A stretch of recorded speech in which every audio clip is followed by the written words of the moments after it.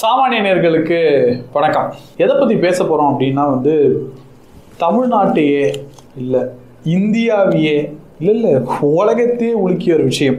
ஜாஃபர் சாதிக் என்றும் பேர். ஒரு ஆள் 2013 பல குற்றங்களை செஞ்சுக்கிட்டே இருந்திருக்காரு. அவர் அப்ஸ்காண்ட் ஆயிருக்காரு 1 year. ஆனால் அப்படிப்பட்ட ஒரு நபருக்கு திமுக எல்லா கட்சியிலும் அது மிக முக்கியமான போஸ்டிங். அந்த வெளிநாட்டு சம்மந்தப்பட்ட போஸ்டிங் எல்லா கட்சியிலும் ஒரு முக்கியமான போஸ்டிங். ஹைலைட்டே என்னன்னா, இந்த வெளிநாட்டு துறையவர்களுக்கு மினிமம் பாஸ்போர்ட் வேணும். அவரோட பாஸ்போர்ட் முடக்கப்பட்டே 4 வருடம் ஆகிறது. இந்த மாதிரி பல குற்ற பின்னணியில் உள்ள ஒரு நபரை வைத்து ஒரு மிகப்பெரிய ட்ரக் மாஃபியா தமிழ்நாட்டிலிருந்து, அமைதி பூங்கா என்றும் தமிழ்நாட்டிலிருந்து திமுக நிர்வாகியாக உள்ள அவர் அந்த ட்ரக் மாஃபியாவில் ஈடுபட்டிருக்கார்.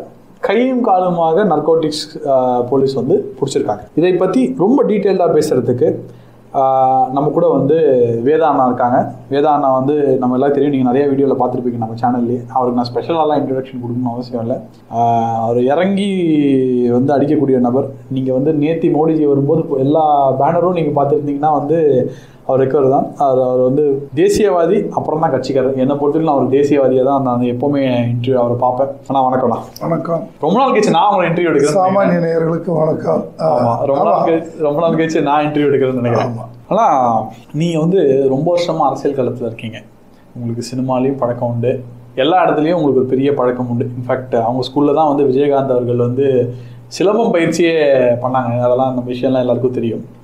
ஆனால் இந்த போதைன்ற ஒரு விஷயம் அன்னிலேருந்து இன்னிலேயும் ஒரு எவல்யூஷன் வந்துருக்கு பார்த்தீங்களா? அதை எப்படி பார்க்குறீங்க நீங்கள்? அந்த காலத்தில் இருக்கும்போது சினிமாவில் இந்த மாதிரிலாம் இருந்துதா? இந்த மணி மாஃபியா, மணி லாண்ட்ரிங் எல்லாமே இதை வச்சு போதைன்றது பயந்து பண்ணுறதுக்கு பதிலாக அது ஒரு பெரிய தொழிலாகவே பண்ணியிருக்காங்க அப்படின்ற போது கிட்டத்தட்ட அப்படி தான் தெரியுது. ஏன்னா என்ன சொல்கிறாங்கன்னா, எல்லாம் எவ்வளோ லட்சம் கோடி அவ்வளோ லட்சம் கோடி ஏதோ சொல்கிறாங்க. அந்த நம்பர்லாம் நம்ம பார்த்துருக்கவே மாட்டோம். அதாவது நீங்கள் ஒரு காலத்தில் இருந்தபோது இந்த போதைப் பொருள் பற்றி கேள்விப்பட்டது என்ன, இன்றைக்கு நடக்கக்கூடியது என்ன? இதை கேட்குறேன் அப்படின்னா, what is the significance difference? தப்பு செய்யறது பயந்து தப்பு செய்யலாம், இது பயந்துலாம் தப்பு செய்யலை.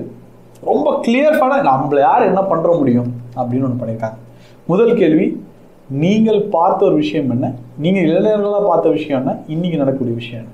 அதாவது முதல்ல நீங்கள் உங்களுடைய அறிமுகத்தில் சொல்லும்போது சொன்னீங்க, இது ஒரு மாநிலத்தை, ஒரு தேசியத்தை, உலகத்தை கலக்கிய ஒரு சம்பவம், செய்தி அப்படின்னு சொன்னீங்க. ஆனால் என்னுடைய பார்வையில் இதையெல்லாம் தாண்டி அடிப்படையில் ஒவ்வொரு குடும்பத்தையும் இன்றைக்கு நிலைகுலைய செய்திருக்கின்றது.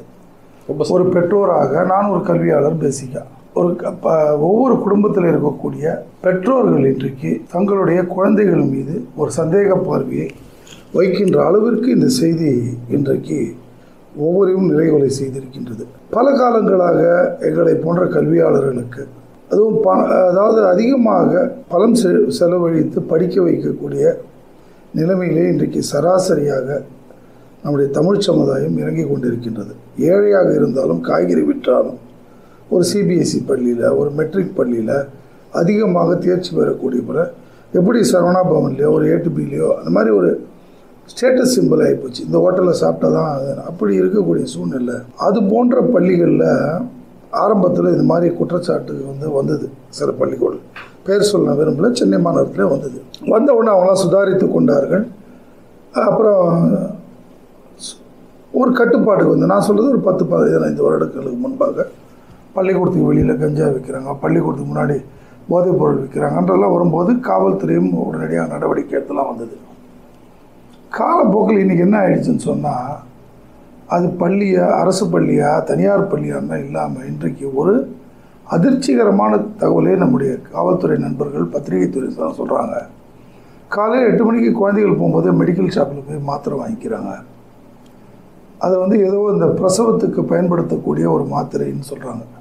அது எண்டோட்டினோ பேர் சொல்கிறாங்க. வாங்கிக் கொள்கிறார்கள். மதியம் அது ஒரு காலத்தில் மாத்திரையை சாப்பிட்றது, இப்போ அதை கொக்கோ கோலாலையோ கூல்ட்ரிங்க்ஸை கலந்து எடுத்துகிட்டு போயிடுறாங்க. மதிய நேர வகுப்புக்கு பிறகு குழந்தைகள், மாணவர்கள் தங்களுக்கு சோர்வு ஏற்படக்கூடிய நிலைமையில் இந்த கொக்கோ கோலா சாப்பிட்டா டானிக் மாதிரி இருக்குன்னு சொல்லி இப்படி முதல்ல அங்கே இருக்கக்கூடிய இந்த மாஃபியா கும்பல் ஒரு கருத்தை உருவாக்கி இப்படி ஆச்சு.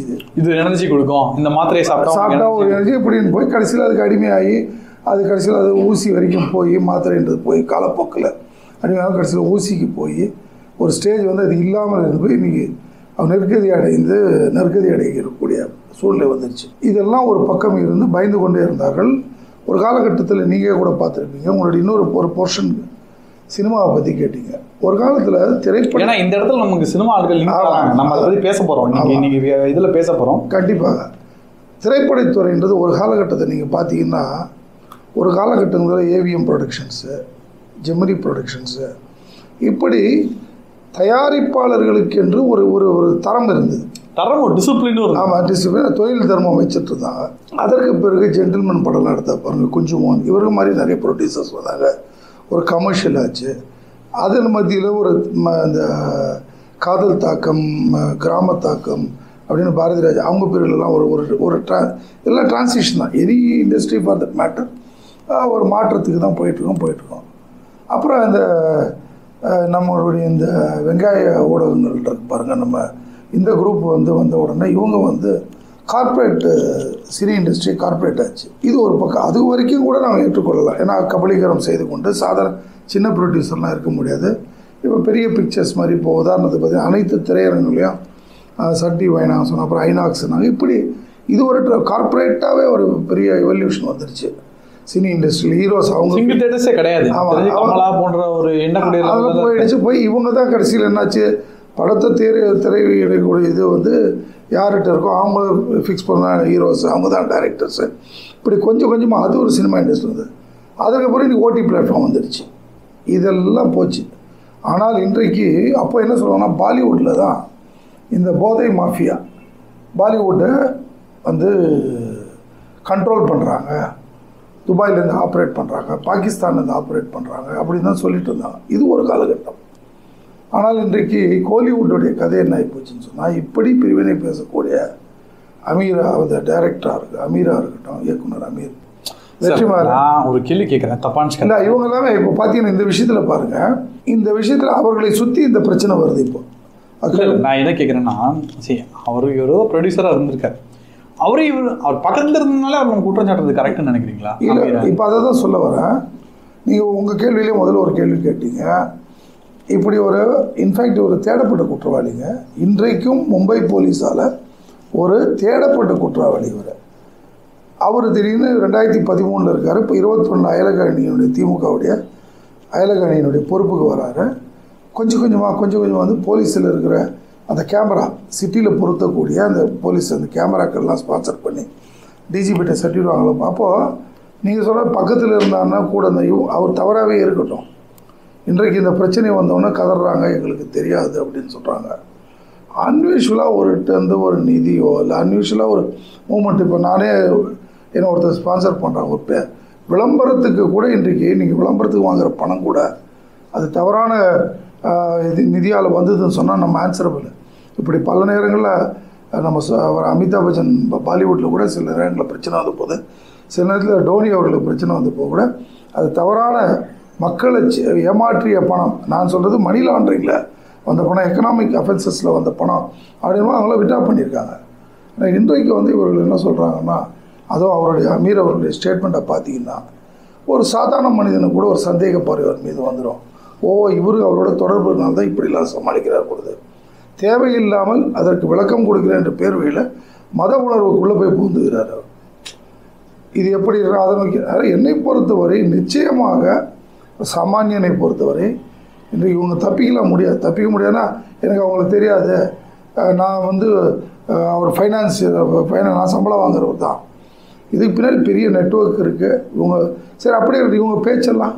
ஆமாம், இன்ஃபேக்ட் ஒரு பிஹைண்ட் வுட்ஸ் வீடியோவில் கூட பார்த்தேன், அமீர் அவர்கள் அந்த கெஃபே ஒன்று திறந்துருக்கார், லாயர் கெஃபேவோ லா கெஃபேவோ திறந்துருக்கு. இது எல்லா ஐடியாவும் ஜாஃபர் சாதிக் தான் ஓப்பனாகவே சொல்லிட்டார். அந்த இடத்துல ஓப்பனாகவே அவர் ஒன்று. இரண்டாவது, இன்றைக்கு சரி பிரச்சனை இல்லை, அவர் இப்போ ஆஸ் யூஷுவல் அப்ஸ்காண்டிங், எப்படி மும்பையில் அப்ஸ்காண்ட் ஆனாரோ இந்த பிரச்சனை வந்த பிறகு இப்போ அப்ஸ்காண்டிங்காக இருக்கார். அவர் இதெல்லாம் ஃப்ரீஸ் பண்ணியிருக்காங்க. ஆனால் இன்றைக்கு இருக்கக்கூடிய மத்திய அரசாங்கம், குறிப்பாக பிரதமர் மோடி அவருடைய அரசாங்கம் எதில் வேணால் காம்ப்ரமைஸ் ஆவாங்க. இந்த தேசத்திற்கான ஏதாவது ஒரு தேசத்தினுடைய பண்பாடு கலாச்சாரத்திற்கு அழிவு என்கின்ற வருகின்ற போது அவருடைய ரத்த நாளங்கள்லாம் துடிக்காது, ஒன்றும் சந்தேகமே கிடையாது. அப்படிப்பட்ட பிரதமர் உள்துறை விட போறது இல்லை. அவர் கண்டிப்பாக விட மாட்டார், கண்டிப்பாக விட மாட்டார். இதனுடைய ராமிஃபிகேஷன்ஸ் ஜாஸ்தியாக இருக்கும். ஏன்னா இதில் வந்து ஒரு ஏதோ ஒரு போதை மருந்து தயார் பண்ணாங்க, ஏதோ இதை பண்ணாங்க, அதில் பிரச்சனை இல்லை. இங்கே பிரச்சனையை இதை தேங்காய்க்குள்ளே வச்சு இந்த அதுக்கு என்ன பேர் சொல்லணும்னா இந்த மெத்தப்பட்டமைன்னு ஏதோ ஒரு இது சொல்கிறாங்க இல்லையா, அதை ஒரு பவுடராக கொடுக்குற மருந்தை கொஞ்சம் எடுத்தா மருந்து, அதிகமாக எடுத்தா போதை, அதை வந்து தேங்காய்க்குள்ளே வச்சு ஒரு ஆர்கெஸ்ட்ரா, அதுக்கு எஃப்எஸ்ஐ லைசன்ஸ் வாங்கி ஆர்கனைஸ்ட் கிரைம். ஆமாம், இது இப்போ வந்து திட்டமிட்ட ரீதியில் அந்த தொழிலை செய்வதற்கு பாதுகாப்பு தேவை. அவருடைய பாதுகாப்பு வளையம் தான் திமுக. ஜாஃபர் சாதிக்கை பொறுத்தவரை அவர் தன்னுடைய பாதுகாப்பு வளையமாக எதை எடுத்துக்கொண்டார் சொன்னார், பாருங்கள் 21 ஆட்சி முடிச்சுன்னு உள்ள வந்துடுறாரு. அயலகணி பொறுப்பு பல்வேறு நாடுகளுக்கு போயிருக்கு. சார் எப்படி சார் ஒரு கட்சி பாஸ்போர்ட்டே இல்லாதவங்களுக்கு வந்து இந்த இன்டர்நேஷனல் விங்கில் போஸ்டிங் கொடுப்பாங்க? ஃபர்ஸ்ட் எனக்கு தெரியல. இப்போ நீங்கள் வந்து ஒரு மாவட்ட தலைவராக இருக்கீங்க, நீங்கள் பல பேருக்கு போஸ்டிங் போட்டிருப்பீங்க உங்கள் ஹிஸ்ட்ரி ஆஃப் இதில். இப்போ ஒருத்தர் போஸ்டிங் போடும்போது இப்போ நானே ஒரு போஸ்டிங் கேட்டால் என்னதான் உங்களுக்கு நல்ல பரிச்சை இருந்து நான் சாமானிய மீடியில் இருந்தாலும் என்னை பற்றி ஒரு பேக்ரவுண்ட் வெரிஃபிகேஷன் பண்ண மாட்டீங்களா சார்? நீங்கள் கேட்குறது ஒரு நியாயமான கேள்வி. இப்படிப்பட்ட ஒரு மிகப்பெரிய ஒரு குற்றப்பின்னணி இருக்க தெரியாமலே இருக்கட்டும். அவர் தானே உங்களுக்கு ஏடிஎம்மாக இருந்திருக்காரு. சென்னை மாநகர திமுகவுடைய ஏடிஎம்மாக இருந்த காரணத்தினால அவர் வந்து இன்னைக்கு என்ன சார் சொல்றீங்க? திமுக கட்சிக்கு இல்லாத பணமா அவர் தான் ஏடிஎம்? நான் என்ன சொல்கிறேன், ஒரு விஷயம் புரிஞ்சுக்க, தினந்தோறும் வருமானமே வரட்டும். தினந்தோறுமே ஒரு ஆட்சி அதிகாரத்தில் இருக்காங்க, வருமானமே வரதாவே வச்சுப்போம். ஏதோ ஒரு ரூபத்தில் வருதுன்னு வச்சுக்க. யாரோ ஒருத்தர் வாலண்டியராக அந்த மாதிரி தப்பு செய்கிறோம் வந்து பார்த்துக்கிறோன்னு அந்த பணம் மிச்சம் தானே. கையில் இருக்கிறது செலவு பண்ணுறது எப்படி இருக்குது, வருமானம் வந்து தேடி வருது. அதுவும் ஏதோ ஒரு தொழில் பண்ணாங்க, ஒரு தொழில் அந்த காலத்திலலாம் பார்த்தீங்கன்னா பெருந்தலைவர் காமராஜராக இருக்கட்டும், அவர் டிடி கிருஷ்ணமாச்சாரியாக இருக்கட்டும், இவர்கள் காலகட்டங்கள்லாம் பார்த்தீங்கன்னா அவங்க வந்து ஒரு அரசியலில் ஒரு தொழிலதிபர் ஃபைனான்ஸ் பண்ணுவாங்க. ஆனால் இன்றைக்கு திராவிட முன்னேற்ற கழகத்திற்கு அவங்களுடைய நிதி ஆதாரங்களை இன்றைக்கு அபிலாஷைகளை பூர்த்தி செய்யலாம் பாருங்கள். எல்லாம் சட்டவிரோத, தேச விரோத இந்த மாதிரி தொழிலில் ஈடுபடக்கூடியவர்கள். இன்றைக்கி ஒரு தலைமுறையாக போயிடுங்க. இன்றைக்கி மோடிஜி ஒய்எம்சியில் பேசும்போது சொல்கிறார், என்னுடைய இதயத்தை உலுக்கி இருக்கக்கூடிய செய்தி இப்படியே போச்சுன்னா அடுத்த உங்கள் குழந்தைகள் பாதிப்பில்லை, அந்த குழந்தைகள் அடுத்த தலைமுறையாக வருகின்றது. அதை நினைக்கின்ற போது எனக்கு இப்பொழுதே பயமாக இருக்கின்றது. நான் இது விடமாட்டேன்னு தெளிவாக சொல்லியிருக்காரு. ஆகவே இது ஏதோ வந்து தெரியாமல் பண்ணிட்டோம்னா எல்லாம் திராவிடம் தெரிஞ்சிருக்கு, பிரச்சனை பெருசாக இருக்குது. இதை வந்து கடவுள் அருளால் இந்த பிரச்சனை மத்திய அரசாங்கத்துடைய சர்வதேச வேற ஏதோ செக் பண்ண போகும்போது லூப்பாய் கடைசியில் வந்து சர்வதேசத்தில் வந்த உடனே தமிழ்நாட்டில் இருக்குன்னு ஆல்ரெடி தமிழ்நாடு மீது இருக்கக்கூடிய அந்த சந்தேக பார்வைகளை விரிவுபடுத்தி தேடியதில் இன்றைக்கு மிகப்பெரிய இந்த பிரச்சனை உருவாயிருக்கு. அவர் ஜாஃபர் சேட்டால் ஆச்சு, இப்போ ஜாஃபர் சாதிக்கால் ஆகிருக்கு.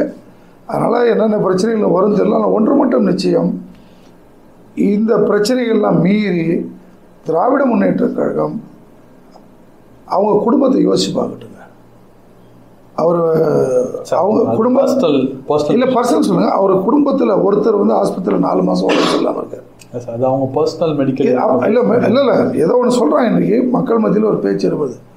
ஆகவே நேரடியாக மக்கள் மன்றத்தில் இப்படிப்பட்ட குற்றச்சாட்டு உள்ளாவதற்கு மற்றதெல்லாம் பேசக்கூடியவர்கள், நீங்கள் வந்து மத்திய அரசாங்கம் பணமே கொடுக்கல, வெள்ளத்துக்கு ஒரு நிதி கொடுக்காதவர்கள் இதில் யாரையும் மறைக்க பார்க்கின்றார்கள். ஓப்பன் ஸ்டேட்மெண்ட் வரணும்ல, கட்சியை விட்டு நீக்கிட்டோம் சொல்லிட்டா வருமா? இன்றைக்கி நேரடியாக குற்றச்சாட்டையாக இருக்குது. இளையருடைய மனைவிக்கு பேரில் அவங்க வந்து அதுக்கு டேரக்டாக தான் சொல்கிறாங்க. அவங்களுக்கு அவரோட இது இருக்குன்றாங்க நிகழ்ச்சியில் கலந்த தெளிவாக அவர்களுக்கு வந்து ஒரு இதைவிட அதிவேகமாக இந்த போதை பிரச்சனை தொடர்மையானால் நான் சர்வாதியாக மாறுவேன்னு பேசினார்ல, இப்போ நடவடிக்கை எடுக்கட்டும். இவங்க நினச்சா இப்போ அந்த ஜாஃபர் சாதிக்க இவங்களால வந்து 24 மணி நேரத்தில் கைது பண்ண முடியாதா? அப்போ அவங்க ஒத்துக்கிறாங்களா? 2013 ஒரு குற்றவாளியாக இருந்தவர், மும்பை காவல்துறையால் தேடப்பட்ட குற்றவாளியாக இருந்தவர் 21 திமுகவில் பொறுப்பு வாங்கி இன்றைக்கு 24 இந்த பிரச்சனை வெளியே வந்தப்புறம் சரி தெரியாமலே எல்லாம் நடந்துச்சு, நீங்கள் சொல்கிற மாதிரி எல்லாமே தெரியாமலே நடந்துச்சுன்னே வச்சுப்போம். அப்படி என்றால் தெரிந்த பிறகு இதுவரைக்கும் நடவடிக்கை எடுக்க முடியும் என்றால் அப்ஸ்காண்டிங்காக இருக்காருன்னா அப்போ தமிழ்நாடு காவல்துறையால் ஒரு கால் ஸ்காட்லாண்டு யார்டு என்று ஒரு காலத்தில் போற்றப்பட்ட அந்த அதிகாரிகளுக்கு அவரை கைது செய்ய முடியும் இல்லையா? அப்போ நீங்கள் சொல்கிறத பார்த்தா கிளியர் கட்டா ஒரு விஷயம் இருக்கு, திமுகவும் தெரிந்தே நடந்திருக்குன்னு சொல்றீங்க. இது போலீஸால ஈஸியா கைது பண்ண முடியும் விஷயம். இது தெரிந்து நடந்திருக்கா தெரியாம நடந்திருக்கா பிரச்சனை வேற. ஆனால் இன்றைக்கு இந்த பிரச்சனை படிப்பட்ட ஒரு தாக்கத்தை தமிழ் சமுதாயத்தின் மீது, தமிழ் மக்கள் மீது ஏற்படுத்தி இருக்கும் போது, மக்கள் எல்லாம் அதிர்ச்சியில் இருக்கின்ற போது இன்னும் வேகமாக இந்த அரசாங்கம் செயல்பட்டு இருக்க வேண்டும். குறிப்பாக முதலமைச்சர் நேரடியாக தலையிட்டு எதுக்கெல்லாமோ கூட்டம் போடுறவர், இதுக்கு என்ன கூட்டம் போட்டார், வெள்ளை அறிக்கை வெளியிட வேண்டும், எப்படி இதில் இன்டெலிஜென்ஸ் ஃபெயிலியர் வந்தது, ஒரு எப்படி ஒரு மும்பையில் தேடப்பட்ட குற்றவாளி ஜெயிலில் இருந்தவர் எப்படி ஒரு டிஜிபி கையில் அவார்டு வாங்குற மாதிரி ஒரு சூழ்நிலை அவருடைய ஃபேஸ்புக்கில் ஏறிச்சு. மற்ற ஃபேஸ்புக்கெல்லாம் பார்க்குறாங்கல்ல, மற்ற முகநூல்லாம் பார்க்குறாங்கல்ல, பிஜேபிக்கார முகநூலில் பார்த்துட்டு அது 2 மணிக்கு போய் அரெஸ்ட் பண்ணுறாங்கல்ல. அப்போ இவர் முகநூலில் தெரியாதா? நீங்கள் சொல்கிற தகவல் வந்து ஒரு பாஸ்போர்ட் இல்லாதவர் அயலகலை பொறுப்பார். ஆனால் மும்பையிலே தேடப்பட்ட குற்றவாளி என்பதை இது தமிழகத்தினுடைய உளவு பிரிவுக்கு இதனால் தெரியாதா? அப்போ காரணம் என்னென்னா, இந்த முதல் குடும்பத்தினுடைய தொடர்பு இருந்த காரணத்தினால், முதல் குடும்பத்தின் இந்த தொடர்பை ஏற்படுத்தி யாருன்னு இப்போ விசாரிங்க. இப்போ time is not too late. கேட்கட்டுமா, யார் மூலமாக தெரியாதா? முதலமைச்சர் மருமகளாக இருக்கட்டும் அல்லது ஒரு வேற டிஜிபியோட லிங்காக இருக்கட்டும், யாரோ ஒருத்தர் டேட் வாங்கியிருப்பாங்க. கட்சியை விட்டு தான் நீக்கிட்டாங்க சார். கட்சியை விட்டு நீப்பதுன்றது அரசியல் ரீதியான எடுக்கப்பட்ட நடவடிக்கை. நான் கேட்பதெல்லாம் காவல்துறை, அரசு அதிகார வர்க்கம், ஆட்சி பொறுப்பில் இருப்பவர்கள் தங்கள் கடமை என்ன? இப்படிப்பட்ட ஒரு பிரச்சனை பணத்தை விட்டுடுங்க. 2000 கோடி இருக்கட்டும், 50,000 கோடி.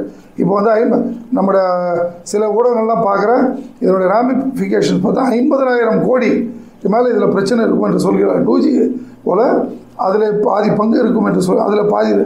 ஆனால் பணமே கணக்கு இல்லைங்க.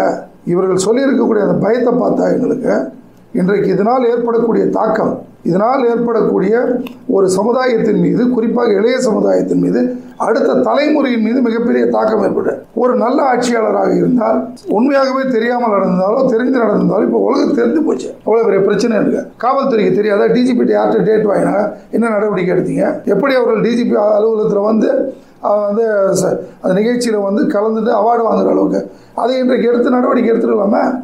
இல்லை அவர்களே கட்டுப்படுத்திக்கலாமா? நீங்கள் கொடுக்கின்ற செய்தி என்ன? அப்போ நாளைக்கு இன்னொருத்தர் வேறு ஏதாவது பண்ணி, அதாவது போதையும் இந்த திராவிட முன்னேற்றத்தை பிரிக்க முடியாதுங்க. இல்லை சார், இல்லை. ஏன்னா நீங்கள் ஒரு விஷயம் புரிஞ்சுங்க. முதல்ல கொட்டும் மழையில் கொட்டுகின்ற மழையில் மூதறிஞர் என்று போற்றப்பட்ட ராஜாஜி அவர்கள், சக்கரவர்த்தி யார் வீட்டுக்கு போனார்? தயவு செஞ்சு இந்த மது ஒழிப்பு கைது போடாதீங்கன்னு சொன்னது யார்? அப்போ என்ன கிண்டல் பண்ணாங்க? அவர் பையனுக்கு மேயர் போஸ்ட் கேட்க வந்தார் சொன்னாங்க. அந்த தவறை திருப்பி செய்யாதீங்க. அன்றைக்கு ஆரம்பிச்சது தான். இன்றைக்கு எங்கு பார்த்தாலும் போதையில் தான் தமிழகத்தினுடைய வருமானம்ன்ற நிலைமை கூடட்டாங்க. அரசு கஜானாவே ஏன் வந்து குஜராத் இப்படி தான் இருக்கா, போதை இல்லாத மாநிலம் சொல்லி யூபிங்க ஜிடிபியில் போயிடுச்சு, பல வளர்ச்சிகளை பார்த்துருச்சு, நம்ம தாண்டி போயிட்டுருக்காங்க அவங்க.